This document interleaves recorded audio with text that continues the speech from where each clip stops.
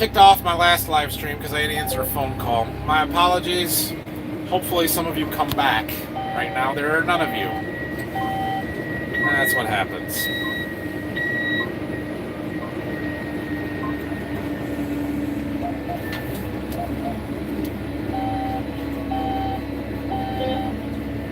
Anybody coming back? Doesn't look like it. Well, for those of you that watch it later, I mean, I'm planting corn still, doing the same thing I was doing in the last live stream. But, yeah, bummer. Oh, there's two of you now. Hey, sorry, I got kicked off. I hope everybody comes back. But anyway, I am still planting. How many acres are we planting corn? How many acres today are we planting corn? Well, I've got to be pushing 200 by now. We should get close to 260. Yeah, I don't have quite 250 or 200. But when I get done with this field, I'll have 200 done, and we should get to close to 260 by the end of tonight. So that's the plan. Sorry, I got kicked off of my live stream that I was doing because Phil called me and had questions, and I had to answer it. That is the downfall of doing live streams on my phone. I wish I could use my iPad, but the camera on it is no good, and it is not very portable and easy to move around with me. So I know there's a way, and I should figure this out, but I know there's a way to use my GoPro that's hanging up there in the corner for live streams, but I've never tried it and figured it out. So my apologies. Sorry I lost you guys there. I hope some of you come back. Well, we're up to 40, so that's good. What is your fertilizer rate? Yeah, I can show you that. Let's go through our monitor here. Still have to push that button twice. I don't understand. All right, so this is my planter monitor, and this. Let's look at this map. So the background is my rate changes, right? So I have variable rate prescription. So the dark green gets planted thicker. Jeez, somebody needs to dust in here. Then the lighter green, there's some small areas that are maybe orange or red or whatever. We can make this map look like that, and you can see the whole field. You can see we've got a small area here that gets planted thicker, a small area there that gets planted thicker, a little bit of end rows along the trees and corners that get planted lower. Pretty consistent here. Okay. Current rate, we're shooting for 35,500. And that's what we're actually planting. We're a little high here, but it's, yeah, I've been playing with that. The longer my vacuum motors run, the more I have to turn the flow down and keep that adjusted right. But anyway, this screen here is my fertilizer. Oh, I forgot to refill the tank. Oh well, we still got fertilizer, so we're not empty. But target rate, 12.8 gallons per acre right in this particular area. I think the dark green is like 14.1. The yellow or the lighter green or orange, or wow, the next step down is 11. That's the pressure in the system. 5.3 gallons per minute. This is here, I my shift my line. If I see a rock, I push that button. This is the tractor function page, so you can see all my hydraulics, how they're adjusted. 3-point hitch. This is where my fuel gauge is, or not gauge, but the gallons per hour that we're using, gallons per acre, how much of the tractor power, some transmission settings, all that good stuff. Coverage map, we can change that to rate map, variety map, coverage map, whatever we want it to be map. Different screen. I should get rid of this one because I don't watch it ever. Back to my planner screen. Yeah, so there's that. Have Simply Safe contacted you yet? No. Do they contact everybody? Finally drying out. Yep, it's finally drying out. We're able to plant, do something here, which is good. I guess I'm assuming that all of you are on the last live stream, but you probably weren't all on the last live stream. So, yeah, we are planting corn here. We're in our Berkey, Ohio farms. It's really going pretty well here. We've got all the field cultivating done. Brock and my dad were down here working on that. And now we just got to finish planting it. So I'm down to, we'll call it 80 acres to plant yet. I'm not going to get it all done tonight because we're going to do a plot in the morning. But, yeah, getting there. Are sugar beets grown in your area? No, not anymore. We actually used to raise sugar beets here on this farm in Berkey. I never did. I was never around for it, but I know I've heard stories of my grandpa growing sugar beets when my dad was a kid. So there used to be some here, but they're not anymore. Yeah, I'm back, Alex. How's the automated turn on the ends working out? Pretty sweet. Watch. Flip, camera. Watch. It's doing it. It's doing it. All by itself. If you follow this map, no, not that map. Not that map. Not that map. Not that map. Gosh dang it. Come on. This one. Now, you can't see it anymore, but you can see the turn path on this one when it's, you know, right. Next time. I'll show you next time. It is pretty sweet. It's taking a little while to get it figured out, but it is pretty sweet. I posted on the last stream that you started another one, so hopefully they see my comment. Thank you. Appreciate that. Did you see kids, grand people out sitting outside watching you? Do you see kids, grand people sitting outside watching you? I sit and watch the guy work at our place. Sometimes I do, not very often. Especially here at Berkey, occasionally we'll get somebody that is driving along the road will stop and watch for a little bit. Or the farm that I started on this morning is right next to a subdivision, and occasionally you'll see people sitting out on their patio or something. But I was there pretty early this morning. I think they were still sleeping. It's getting cold in here. Gotta turn the air up. Yep, I'm back. Doesn't the cart cause a lot of compaction? Well, yeah, it doesn't help, I can tell you that. But it is on 4 tires, which means there is only 2 tracks, and they're the same 2 tracks that the tractor tracks are in, so we're at least in the same path. And I've got to carry the fertilizer somehow. The starter pays big time for us, and so I have to put it on. I am considering tanks on the tractor, but is tanks on the tractor really reducing compaction or just moving it to the tractor instead of the plant or the tank behind? Are the extra tires actually a benefit? I don't know.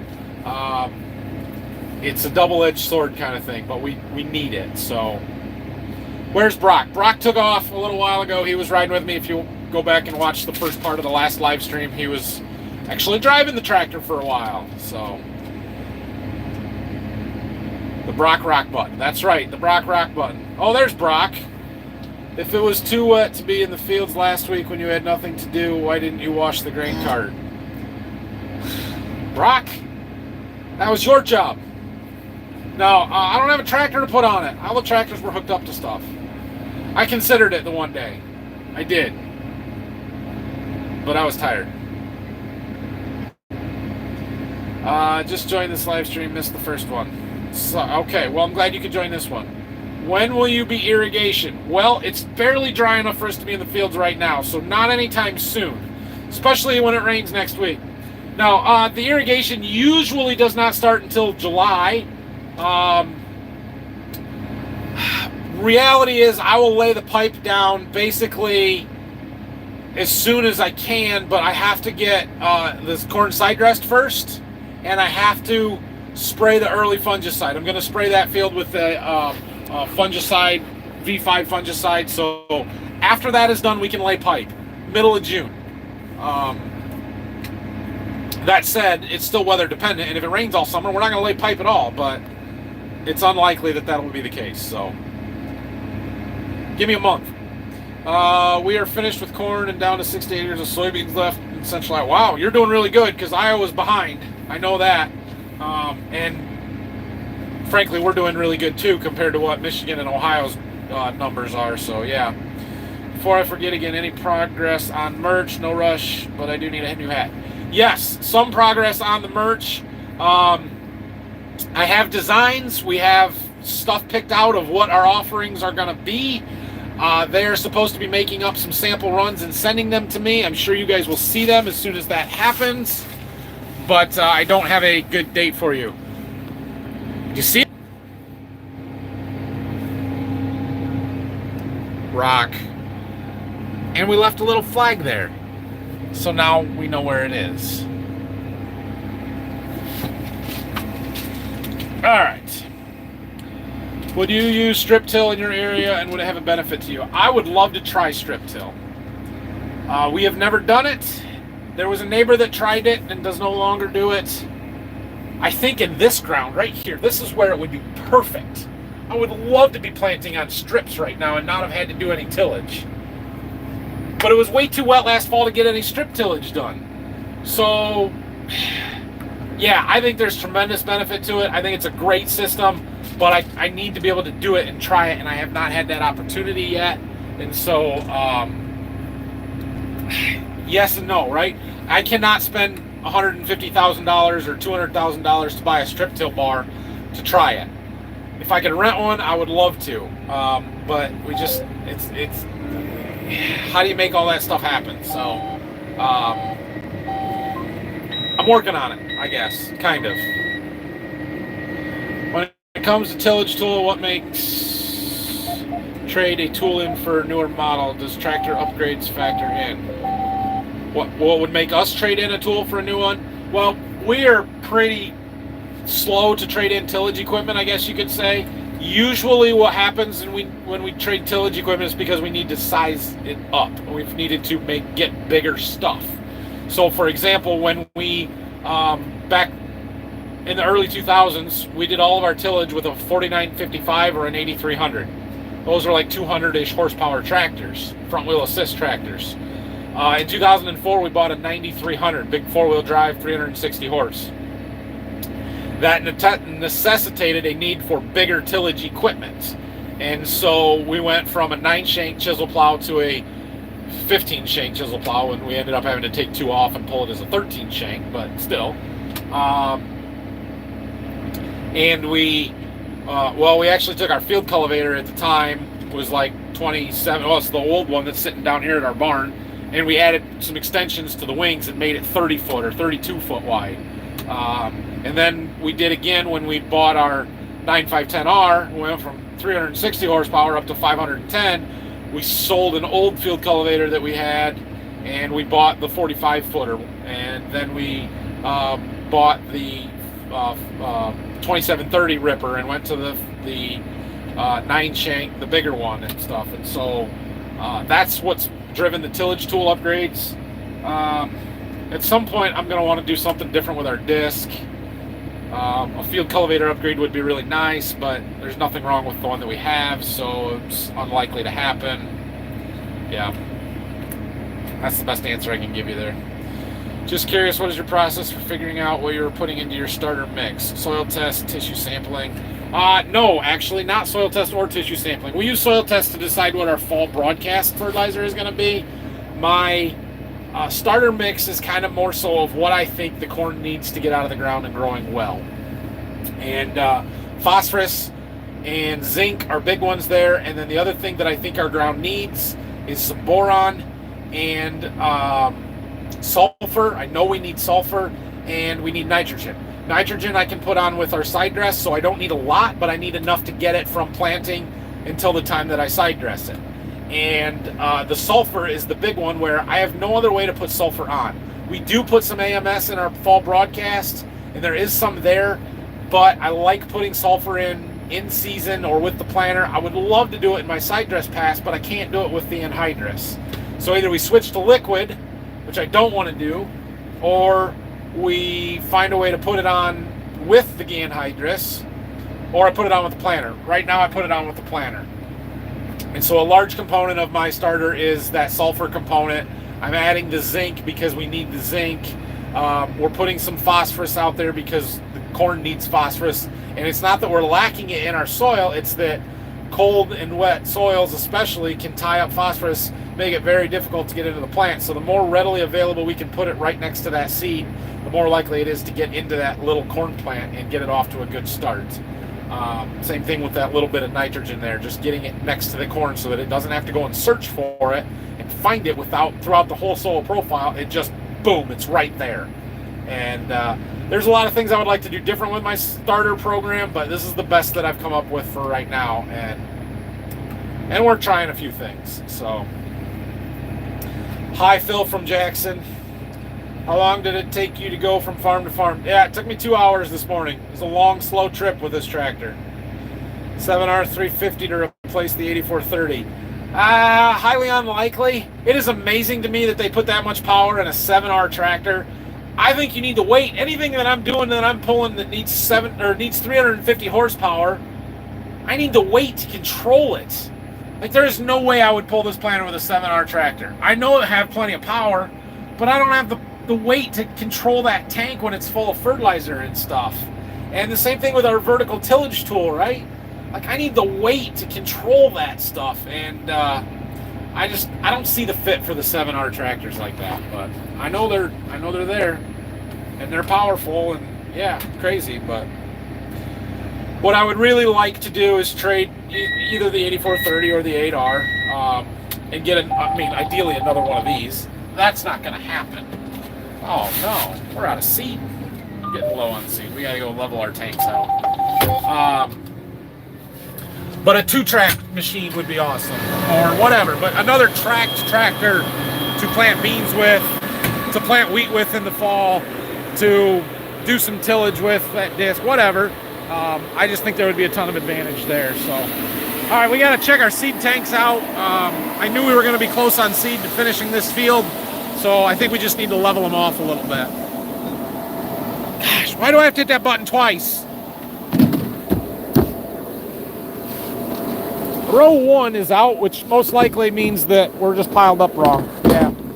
So that row ran empty, but we got lots of seed over here. We just need to shoo it over. So we dive into this tank, head first, and we do this.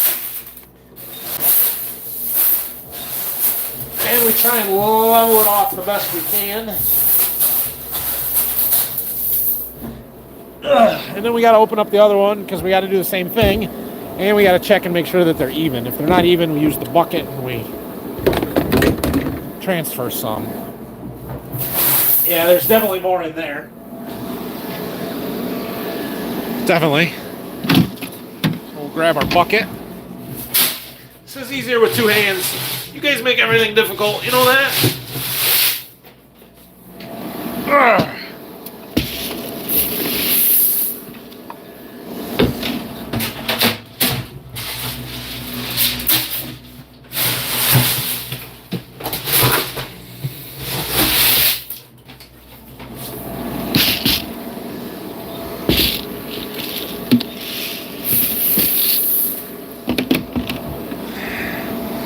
Close enough. A little leveling. Got too much over there, but it's fine.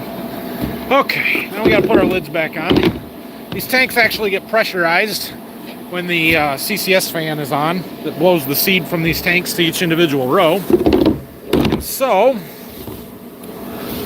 have to have the lids on, keep the pressure in. All right, we're going to do another thing here. So I have starter in this tank. That starter contains a jug of Xyway, which is my my starter applied fungicide that we're trying this year. And we're going to put that on the rest of this field. So we're going to close this valve and open the one on the bottom of that tank so that it starts drawing from there. I should have done it a few rounds ago probably because I got enough in there to plant 20 acres and I would like to use it up, but oh well. I don't think I have 20 left in this field. I'm sure I don't. It's all right. We'll make it work. Okay. I gotta put you guys in your phone holder here for a minute.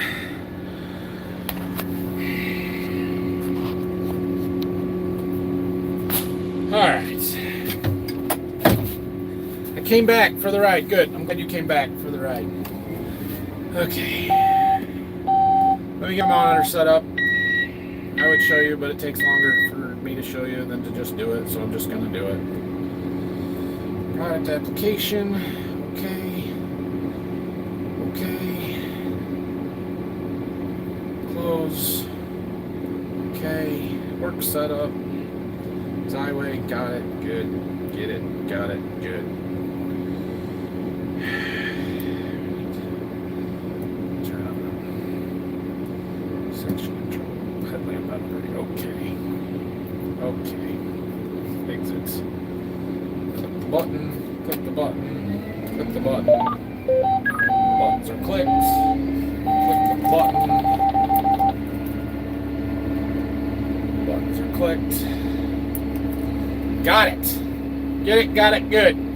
Right? Is that how it goes? I think that's how it goes.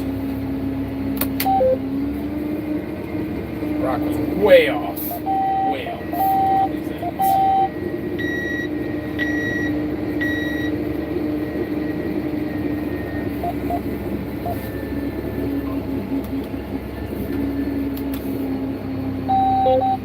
Alright, so any of you guys know anything about John Deere's Gen 4 monitors? I have a question for you. I'm going to show you what I just did.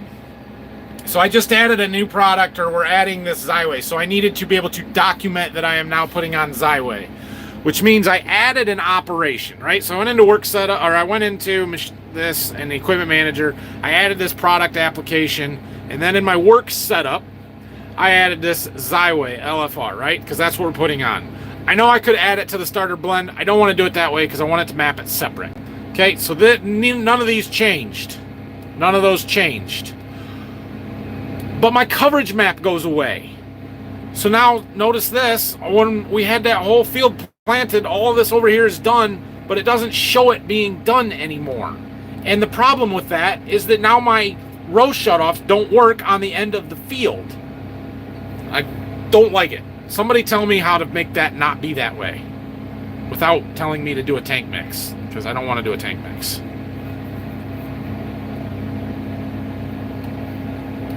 Alright. What is your sister doing after college this year? Yeah, she's got a really cool internship lined up.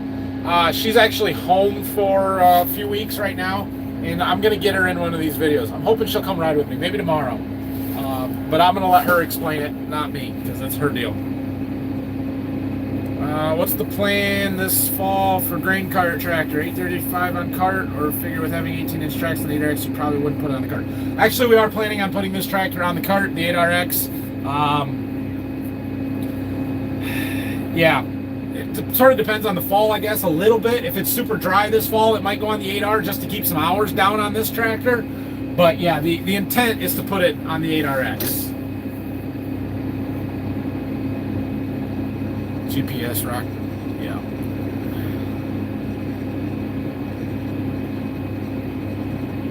We're up to 160, Bob. Just get famous and they'll be throwing demos at you. Could try out a $150,000 stripper. Right, I know, right? If you guys would subscribe, I wouldn't have this problem. Why wouldn't you just plant one crop at Berkey rather than split it up and have to drive two different planters down there? Yeah, well, there are reasons. It is all I can do to convince to keep it at 2, because we really want to plant wheat down here again, and having 280 acres of wheat here is a lot. And anytime we've done wheat in the past, we've always split it up and had like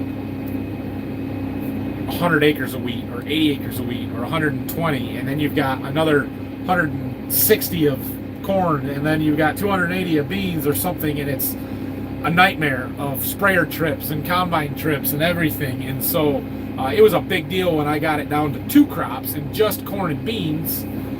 But we are planning on planting wheat down here this fall. I did keep it at 2 crops, and we're going to plant all of the bean ground to wheat here next fall, which means we won't have to come down here and plant corn next year. It will all be beans and wheat.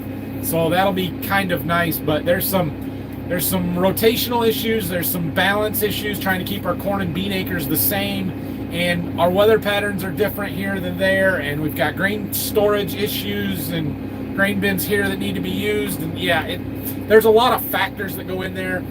It's highly unlikely we'll ever go to 1 crop down here, but yeah. Did you have any chicken litter this year? Well, we do, but we do it in the fall, right? So it's usually after we combine wheat. We put chicken litter on some of our wheat stubble ground. So we did some last fall. We're planning on doing some again this year. All eggs in one basket thing, spread stuff out. Storms might not hit all of it. Yeah, that's part of it too. Brian's farming video has the new air seeder for soybeans to keep. It doesn't seem like it would be accurate enough. Thoughts on that? Yeah, a lot of guys use air seeders, drills, whatever for planting beans.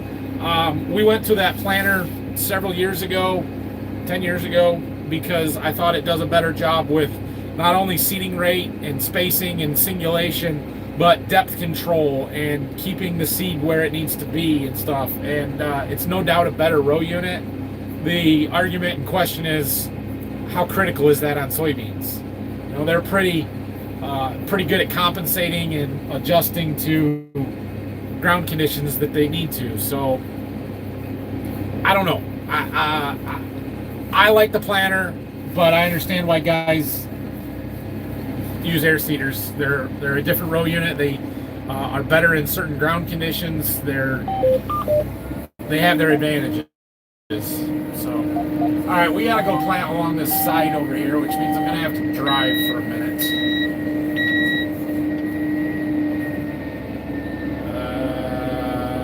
Oh, I don't have an auto steer line here. Huh?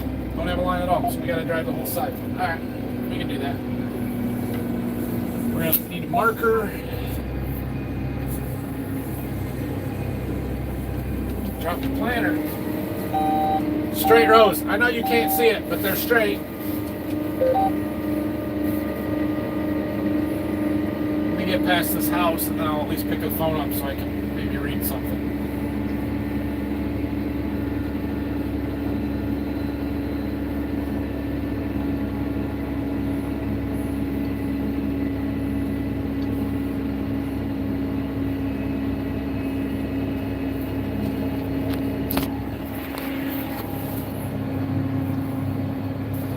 Flip. All right. How big was your last field cultivator before the current double fold that you have, the one that you used with your 9300? Yeah, so it was actually the one that we still have, which it's currently 27 feet, 26 feet, something like that. But we had added some extensions to the wings and added like 3 or 4 feet to each side. I think it was 32 foot. The packer that we use with the disc is the packer that we used with that field cultivator before we took the extensions back off of it. And we took the extensions back off so that we could pull it with the 8300 after we got the new big field cultivator. Yeah, 30 to 32 feet, I think it was. It was a big upgrade going from that to the 45 footer. Have you all ever had a soil finisher? No, we have not. Tend to be popular here in Illinois, especially with guys corn on corn ground. We have not run a soil finisher, and for those of you that don't know, the difference is on our field cultivator, there's no disc gang. It's all shovels and then a drag in the back, or sweeps. On a soil finisher, there's a row of disc gangs on the front to help size residue and cut up the trash, and then the field cultivator type sweeps behind that. We've talked about those, but never run one. There are guys around here that do. It had been pretty rare that we would do any deep tillage, ripping, or chiseling in corn stalks in the fall, and so we never had the need for that type of a tool on those in the spring. We would just run our vertical tillage disc or whatever on them, or no-till, and we've gone to more deep tillage on corn stalks, so we are using the field cultivator more, but our disc ripper does a good enough job sizing and burying the residue that we can get our field cultivator through it without that disc gang on the front in the spring, and it does a pretty good job. So yeah, that's why. Hi from Beaver Dam, Wisconsin. Hello, my daughter Reese. That's how you spell Reese's, you know, Reese's, but I'm sure it's pronounced Reese. And Reagan would like to know that why your corn is green, and also why some of the red and pink ones are mixed in. Yeah, so I actually talk about this in tomorrow's video very briefly, and I said I would explain it better some other time in better detail. But so the reason that the seed is colored to start with, green or pink or red or purple or whatever color it is because it is treated. And when I say treated, I mean that we have added fungicides, insecticides, nematicides, whatever kind of products to that seed to help protect the seed and the seedling after we plant it as it starts to grow. And so our corn comes with a Victa 500, which is a blend that consists of, I think, 3 different fungicides an insecticide, and a nematicide. And so any diseases that would commonly affect the seeds or the corn plants when they're small, it helps to control those. Any nematodes that would attack it, we have a nematicide on there to control those. And then for some of the insects that like to eat the kernels or even the young seedlings, we can control that as well with the seed treatment. And so when you put that treatment on the seed, it has to be colored an unnatural color. And that is designed so that it does not end up in a grain corn sample and get hauled to an elevator and delivered. We do not want those treatments ending up in a feed or food supply anywhere in any way. And if they find a single treated kernel in a trailer load of grain that we deliver, the entire load gets rejected. So it's to make it easily identifiable as basically this has to be used as seed corn and not grain corn. Same thing with the soybeans. That's why the soybeans that I treat are red or orange. It's to make them easily identifiable. It would be possible theoretically to have those treatments on there with no colorant added, and you wouldn't be able to tell once it's on the seed. That would be a problem. Yeah. So the reason that there are two different colors is not because we have two different treatments, but actually because there's two different varieties of seed in that seed bag, box, hopper, whatever you want to call it. Gosh dang it.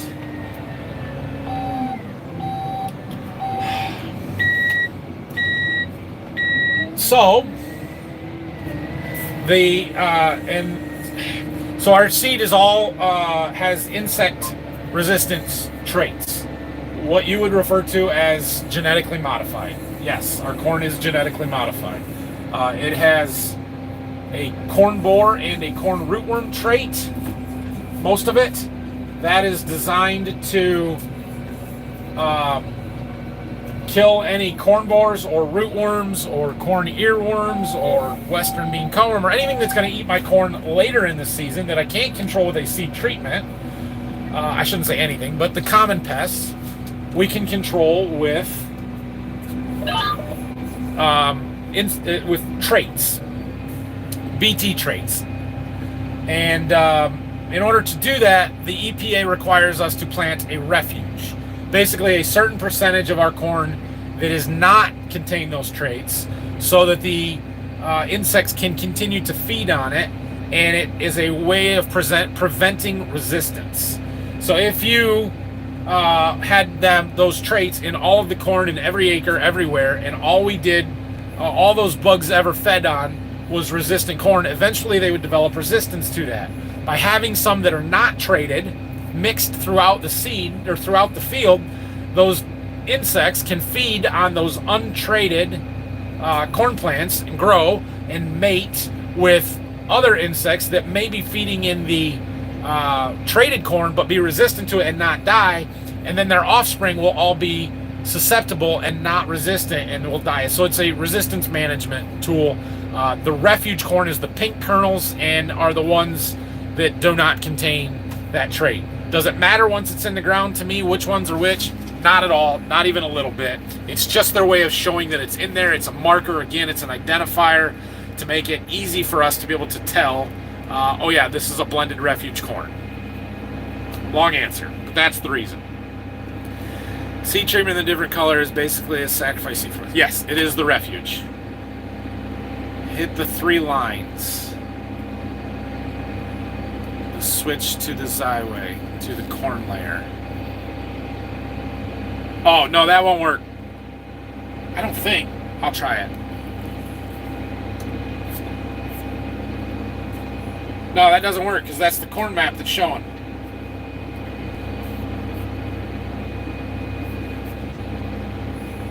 Yeah. Nope. That's not the problem. It cleared my coverage map. But it didn't delete it because it's in my John Deere. Like, the data's all there. It's just not on this screen anymore.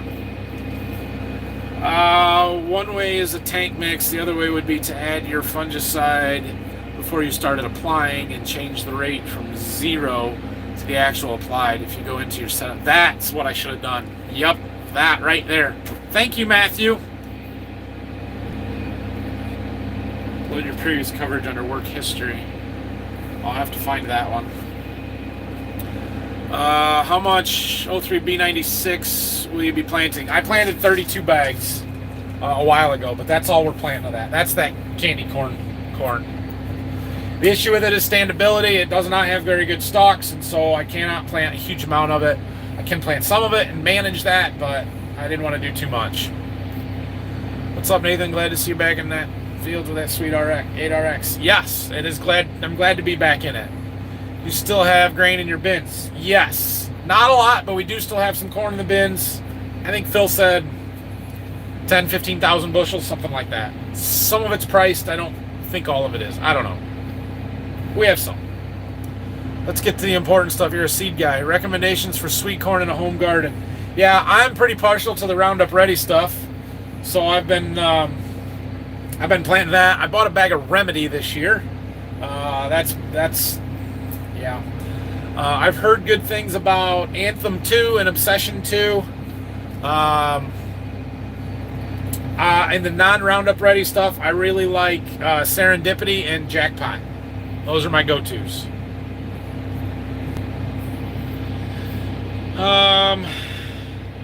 You think the chemicals, so it thinks you started a new field, you changed the chemical. Don't know how you get around it. Yeah. But it knows I'm in the same field, so I don't know. Congrats on the upcoming addition to the family. Hope all goes well. Thank you. Appreciate that. How do you like the 8RX so far? Man, it is a sweet tractor. I'm still not sold on the Command Pro, but this is a sweet, sweet tractor. I am enjoying it very, very much so. It's super smooth. Has chicken litter and manure gotten more expensive like other fertilizers? Yes, absolutely. Haven't priced it lately because we haven't been looking to use any, but what we did use last fall or last summer was more than we had paid in previous years, and we paid for it early, like in July last year, because they were raising the prices and it was going up then, so I know it's more. Do you think your wheat will be harvested in time for double crop beans? It's not looking good for double crop beans. I am not ruling it out entirely, but I don't know. We've been cold up until this week. It has been cold, and that makes wheat grow slowly. And it was just kind of behind, especially some of the late planted stuff. Gosh dang it. Oh no, I'm already on. Going back to my auto steer line, trying to make sure I got everything where it needs to be. Alright, we're good.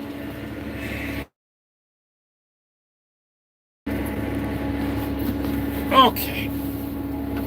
Let's look that up. Work history, you say, eh? Applications. Work totals.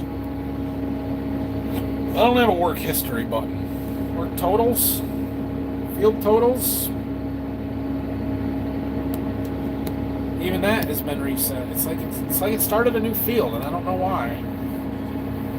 Huh. Work list. Work history. There's work history. Yeah, there it is. But when I add that Xyway, it made a new history. Alright, well, putting it in at a 0 rate was a good idea. We'll try that. Oh, you like that? There you go. It's my remote for my valve on my fertilizer tank. Alright, thumbs up. Yes, do that. Nematode, yeah. Watching from the corn planter. Thanks for joining. You thought about putting a lift kit on your sprayer? No, they don't actually make lift kits for our sprayer. They only make them for the smaller ones, not the 4930s. In case you're backwards again. It looks like I'm looking way away from you when I'm reading the comments on the other side of the screen, unless I flip the camera so it's on the same side as the comments. But letting bugs live.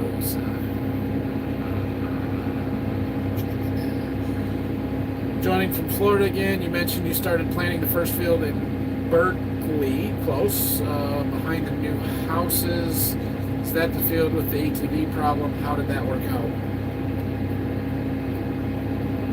I don't even remember. But I kind of vaguely remember you talking about that, but I don't remember what field that was in. I don't think so. I think that was actually this field that I'm in now, where somebody was riding an ATV across our field.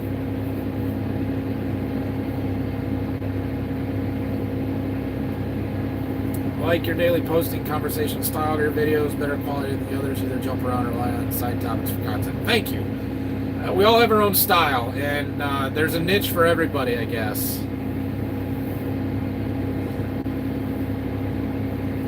Yeah, I agree with not being able to know where they're at timeline-wise because, yeah, some of them can get a week or two behind in releasing videos. That is the thing with mine. For the most part, mine are always released the next day unless I'm combining 2 days together. So, how much sweet corn did you plant? Well, I've planted twice so far. I do like 8 rows, about 30 or 35 feet long every time. So, probably next week, maybe 2 weeks from now, we'll plant some more. But that stuff I planted the other day should be growing fast, so... How are you liking your new 8RX? John Deere tractors, how's planning going? It's an awesome tractor, man. I am pretty fortunate to be able to drive it and use it. I know my parents get a discount on their insurance just for having a pool they can suck water from. That's alright. You're going to purchase our big Class 11 X9 1100 combine. I am not. I have no desire to own one, no desire to, it just would not work. We couldn't keep the corn away from it. If you go into your work setup in the bottom left, you'll see work history in the bottom left, and you can load your old coverage even after you change products. And your work setup, work list, work history, yeah, I see that there. Okay, so I could load that and it would show my old map. Let's try it.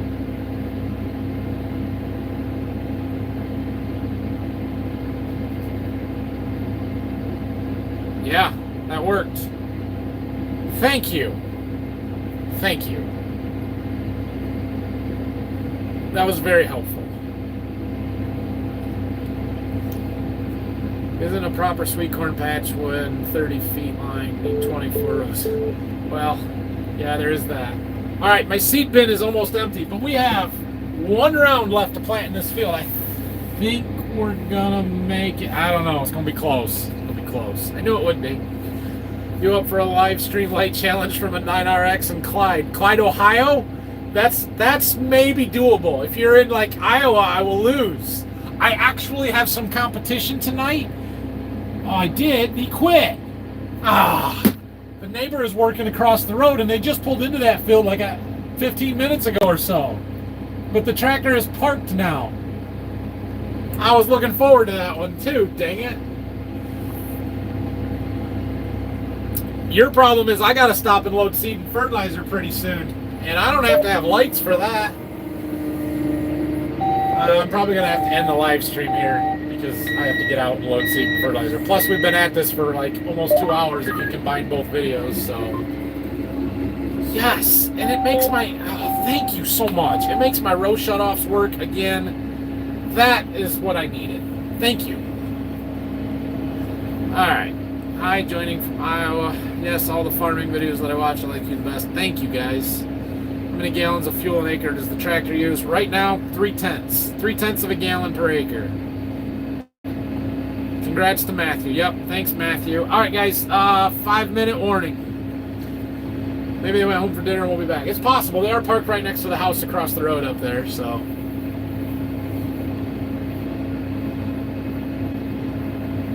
All right. Well, now I just need to remember that in the future so that I can do it as soon as I make the change instead of planting 2 rounds without it there. But those don't matter. It's the end rows. Not having the end rows coverage map is the problem because then my row shutoffs don't work.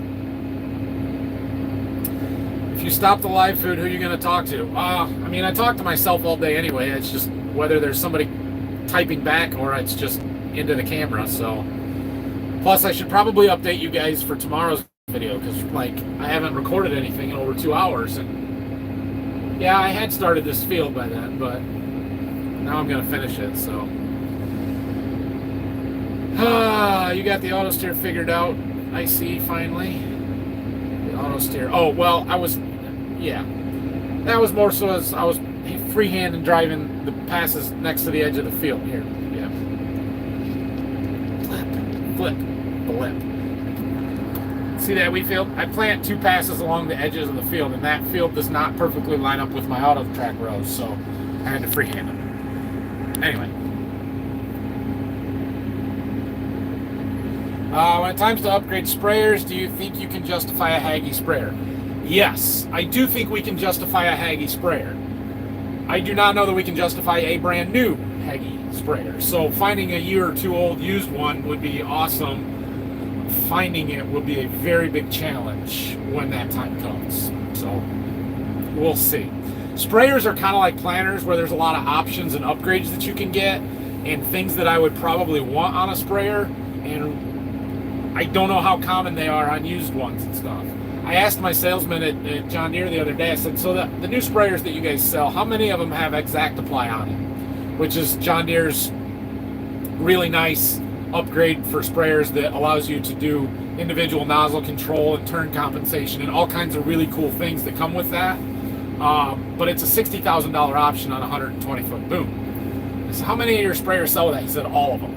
Well, that gave me some confidence or some hope that maybe we could find a used one in a couple of years that has that. But I just kind of had in the back of my mind that the people buying those sprayers are largely co-ops or custom applicators that probably aren't spending money on that kind of an upgrade. So, you know, I don't know. We will see. Ohio, yeah, Clyde, Ohio. So you're east of me a little ways. It's going to get darker sooner there than here.